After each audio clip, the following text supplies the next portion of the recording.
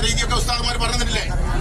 ആ തവാഫ് ചെയ്ത് എല്ലാം പൂർത്തിയായതിനു ശേഷം 7ാമത്തെ തവാഫും കഴിഞ്ഞ് നിങ്ങൾ ഹജ്ർ ഇസ്മായിലിന്റെ അടുത്ത് വന്ന് 2 റക്അത്ത് സുന്നത്ത് സ്കരിച്ച് സംസം കുടിച്ച് നേരെ സഫാ മർവയിൽ വരിക. നിങ്ങൾ സഫയിൽ എത്തിച്ചേരും. സഫയിൽ നിന്നൊന്ന് തുടങ്ങി മർവയിൽ അവസാനിച്ചാൽ ഒരു സഹി. അറിയാലോ, ക്ലാസുകളിൽ നിന്നൊക്കെ പഠിച്ചിട്ടില്ലേ? അങ്ങനെ 7ാമത്തെ അവസാനിക്കുക എവിടെയാണ്? മർവയിൽ അവസാനിക്കും. മർവയിൽ അവസാനിച്ച് നിങ്ങൾ എന്ത് ചെയ്യുക? അവിടെ തന്നെ നിങ്ങൾക്ക് താലുലാവണേ ആകാം. നിങ്ങൾ സ്ത്രീകളായതുകൊണ്ട് മുടി മുറിക്കാനൊക്കെ ബുദ്ധിമുട്ടുകൾ ഉണ്ടാവും. അപ്പൊ റൂമിലെത്തിരി ചെയ്യാം.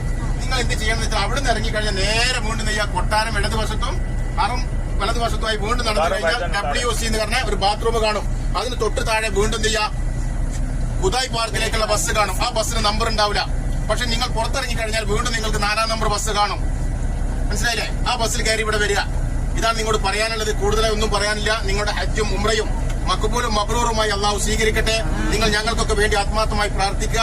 KMCCയുടെ പ്രവർത്തകന്മാർ നിങ്ങളെ കൂടെ ഉണ്ടാകും. കഴിയാവുന്ന സ്ഥലങ്ങളിൽ വെച്ചൊക്കെ ഞങ്ങൾക്ക് വേണ്ടിയും നിങ്ങളെ കുടുംബങ്ങൾക്ക് വേണ്ടിയും ലോക മുസ്ലിങ്ങൾക്ക് വേണ്ടിയും ഇന്ത്യ മഹാരാജ്യത്ത് സുസ്ഥിരമായ ഒരു ഭരണ സംവിധാനം ഉണ്ടാകുന്നതിന് വേണ്ടിയൊക്കെ നിങ്ങൾ ആത്മാർത്ഥമായി പ്രാർത്ഥിക്കുക.